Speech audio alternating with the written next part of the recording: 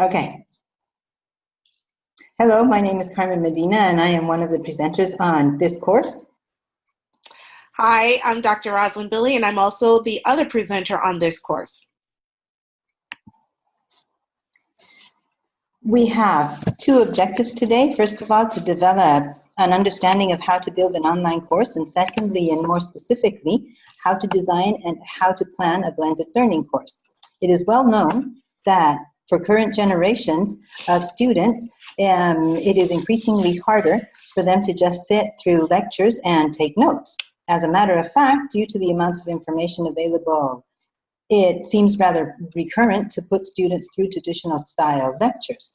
With the onset of the internet and the seemingly endless supply of digital tools, and the internet offering a myriad of possibilities to make learning engaging and meaningful, it seems that the logical step is to go online and to create online courses. One of these possibilities is a blended learning course, which is a combination of offline and online assignments destined to increase satisfactory learning and teaching. How do we cater for these needs and possibilities? We are firm believers in online and blended learning and have seen the brilliant results this path has rendered, as both Dr. Roslyn and myself have created and delivered a number of online courses. Stephen Ansbacher, a pioneer in online learning, said it's not about technology, it's about the learning. And we both subscribe to this quote. We should not use technology for technology's sake, as many of us have already mentioned, but we want students, because students have enough exposure to technology through their phones and the different apps that they use. What we want to do is make learning meaningful. Technology is simply a tool, like a blackboard or a handout was in the past. Next slide, please, Ross. We have been asked to create a blended learning course, and on whatever subject. It could be phonetics, linguistics, sustainability, history, and so on. So what do we do? Apart from panicking and saying, oh dear, will I be able to do this? The first step is to analyze the content and see what content can be delivered remotely and what content needs to be delivered face-to-face. Our next step is to design the course. How do we go about designing this course? Let's have a look at how to plan that content. We have been working with backward design. In words of Wiggins and McTighe, instructors consider the learning goals of the course first. These learning goals embody the knowledge and skills instructors want their students to have learned when they leave the course. Backward design involves 3 stages. First of all, identifying the results that are desired, in other words, what we want the students to learn. Secondly, determine acceptable levels of evidence that support that the desired results have occurred. In other words, how are we going to evaluate and assess what they have created? And thirdly, design activities that will make the desired results happen. Next slide, please. The idea of a storyboard, believe it or not, was developed in the 1930s when Walt Disney Studios animator Webb Smith created the idea of drawing scenes on separate sheets of paper and pinning them up on the bulletin board to tell a story in sequence. Basically, that is what we do in a storyboard. In our experience, the storyboard is our roadmap. It tells us what to do, when to do it, why we are doing it, and how we are going to do it. We work back from what we want our students to learn and incorporate the content and assessment tools that will reach that goal. Would be the parts that you would use, and you would detail your university details or your school's details. The course environment refers to the platform that you'll be using, be it Blackboard, Moodle, and so on. The credit hour expectation, we had a 3-credit course, and we had, for the 3 hours, we had 2,250 estimated classroom hours and 4,500 independent learning hours for independent learning. So this would be where you would include your course specifications. And this is where our backward learning design starts. These are the course objectives that we included in our Linguistics for Educators course. So this is just one of the objectives so that you'll see it as an example. And then in the next column, activities demonstrating learning, is where we include the evidence of what participants need to create in order to achieve the required objective. In technology key exposures, we include the minimum computer requirements that they need to carry out the course. And it can range from, do you have a current email, to do you know how to create a PowerPoint, do you know how to create infographics, and so on. This depends on what you are going to be using in your course, the different tools you'll be using in your course. Now, how will the course be taught? Will it be completely online, or will it be blended? The resources that are necessary refer to the references. And also we included, this is where we included the breakdown of the grades for each assignment. Our course was worth 100 marks, or 100, in order to get 100%. Each of the modules, each of the different 8 modules, were worth 12.5%. In this first module, as you can see, they had to carry out a discussion. They had a previous knowledge quiz because this was the first week of the first module. They had to introduce themselves. They had to carry out a module quiz at the end of the week, and they had an assignment. And as you can see, the assignment was, let's say, it's the compendium of everything that they had gone through, created, activities, content, and so forth, and they had a particular assignment at the end of that module, and that's why it's the one with the heaviest percentage. What other technology will they need in order to carry out the course successfully? Do they need to create files or spreadsheets? Are they going to go into Dropbox or Google Drive and so forth? And what are the responsibilities of the course participants? Because this is important as well. What do the participants need to commit to in order to carry out the course successfully? Evaluation rubrics is another section which is also very important, because they need to know exactly how they're going to be evaluated and what is going to be detailed in each of the different activities that they're going to carry out. So we had rubric for completion of assignments at the end of each module. We had rubrics for essays, for portfolios, and so on. The grading scale will vary according to your university or your institution. This is the one that we followed at Grandview University in Des Moines, Iowa. And the course plan is where the content building starts. We had a section on general knowledge and general skills that range from assessing the merits of contrasting theories and explanations. Please remember that this was a linguistics course, to the ability to critically reflect on experience, also professional skills such as collection, understanding, analysis, interpretation, and critical evaluation of complex information, and so forth. And these you can build on and create or modify as you wish.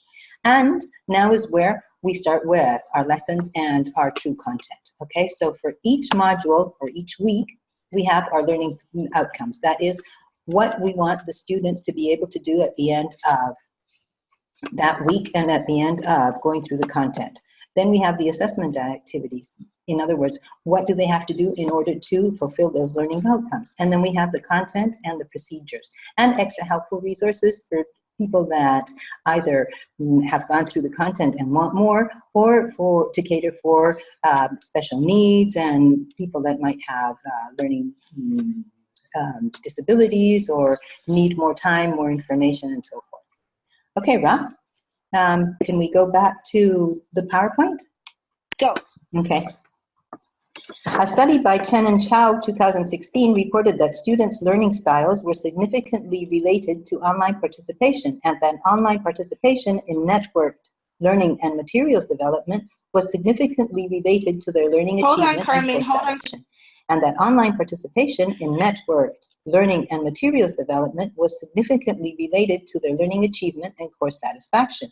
Their study highlighted not only the crucial role of learning styles in online participation, but also the importance of individual constructivism. In other words, how the students build their knowledge and add to their existing knowledge, as well as social interaction for effective online learning. Considering the Universal Design for Learning, UDL framework, in our course design will, first of all, draw on the strengths of all students. Secondly, offer diverse teaching and assessment strategies as well as materials and media. Ensure that students have comfortable access to resources. Avoid unnecessary complexity in communication.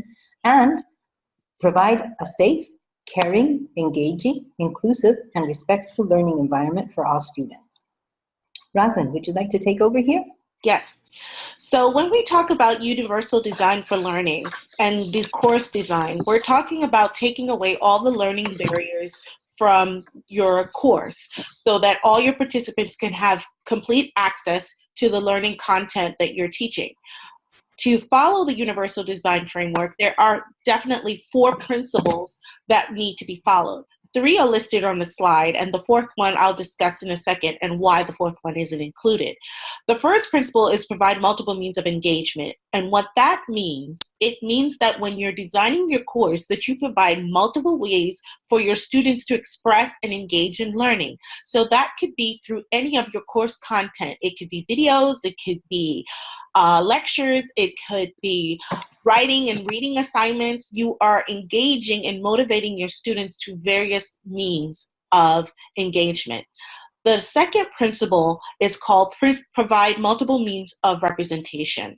What that means also, again, is providing the what of learning and what exactly the content that they're going to be learning, and that it's provided in multiple means of representation, again, through maybe readings, through videos, through projects, through any of means that you can make sure that the learning is accessible to all learners, all learning talents in your classroom, all learning styles. The third principle is to provide multiple means of action and expression. So here's the how of learning. This is where you would start to provide your students with multiple ways to show you, the instructor, that they are learning and are acquiring the content. That means that you have different platforms and different tasks organized through your coursework and your course content for students to show their learning process, not just through formal summative assessments, but also informal assessments, projects like project-based learning, assignments that they may do presentations, they may do a book report. They have various ways to show you that they are actually learning the content that you're providing through your instruction. Now, the 4th principle is multiple means of assessment, which was added in 2009. This was added to the UDL framework, which again, meaning that you are providing multiple ways of assessing your students, not just to formative, summative assessment, but informal assessments as well, so that you're catering to all learning styles. For example, you might have students that suffer from test anxiety, that they cannot really get through a summative assessment well, and that they may perform badly on that, but it doesn't necessarily mean that they didn't learn the content. So by providing other ways of assessing your students in the course will allow for them to show that they do understand the content and they were learning, not just through a summative form of assessment. Now, building an online course. When you're building an online course, you have to consider the proficiency levels of either your EFL and ELL learners have before participating in the course. Generally, if you're dealing with academic content, your course participants will require to have a level of proficiency close to proficient in the target language.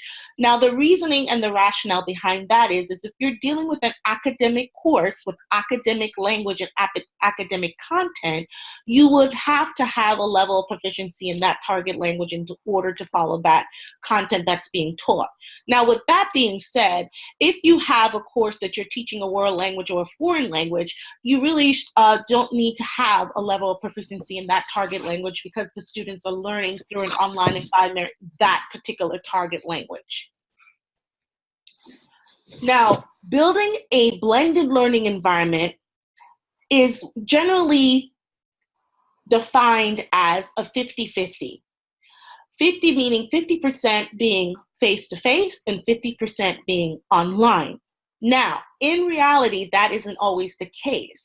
Generally, when we think of blended learning, that's how we think about it. But blended learning, really, you can have the percentage of the face-to-face time and the online time however you, the instructor, choose. For example, you can choose to have 60-40, meaning 60% face-to-face time, 40% online learning time. You may choose to even have it 80-20. 80% face-to-face, 20% online. You can do a flipped classroom where you have 20% of that time online, so they come to class prepared to discuss whatever content that you provide on the online platform, or vice versa. And the reason for this is that you have a lot of what we call net etiquette, which allows students to understand how to interact with each other on a LMS online platform learning environment. You would have students in a blended environment that feel more comfortable and need that structure from the teacher having that input into their learning and having that real time with the instructor, whereas versus the online environment is very unstructured. It requires a lot of time management. It requires a lot of learner autonomy, where a lot of the learning is all placed upon the learner in that online environment, and the instructor is more of the facilitator of the learning. Now, with that also being said, that the instructor is also the facilitator of their learning in a blended learning environment, but there's more contact and there's a structure which allows these students to still be able to manage their time effectively in a blended learning environment. Now, if we're doing a blended learning environment, there are certain criteria that need to be present. Again, you need a reliable LMS system and a wide range of online activities that are catering to all the various learning styles in your classroom. Remember, going back to that UDL framework, we want to remove all the learning barriers to all of the students in your courses and your participants in your courses, because we know they have various learning talents and learning styles. So we want to make sure that we are catering to those styles as we arrange various different activities in the classroom to create an effective blended learning experience. Now, there are some advantages and disadvantages, like I mentioned before, to online learning and blended learning. Your online learning environment, as I mentioned before, is very unstructured. It will require a lot of time management, and a lot of the autonomy of learning is placed completely on the student. Now, students have control of time and place where they want to do in both environments, the blended and the online learning environment. However, the teacher is more disconnected in the online learning environment, whereas in the blended learning environment, the teacher and the instructor is more hands-on, and there's more structure involved because there is that face-to-face time and face-to-face element. Also, some students prefer to have online. Some students, we talk about social emotional learning here. We have some students that have social anxiety. So an online course is beneficial for them. They prefer to be in that environment versus the blended environment where you have some students that need that social contact in order to learn. They need that. That's coming from Piaget and Levi Vygotsky, that social learning theory. They need that social learning part. So that's why the blended learning becomes more effective for them, because they still have that part of that face-to-face time where they interact with their counterparts, their classmates, and the instructor. Now, when we're talking about what proficiency level that an EFL or ELL learner should have when participating in a blended course, it's more so proficiency of technology. Being able to understand how to navigate the LMS system, how to navigate the technology being used, whatever platform that's being used for the blended learning environment, having that knowledge to do so, because in a blended learning environment, you still have that face-to-face element. So the instructor could provide any kind of language support or any kind of other supports needed for that particular course participant in that environment in a blended learning. So again, and also you have to consider if this is an academic course or if this is a language course, you can cater accordingly.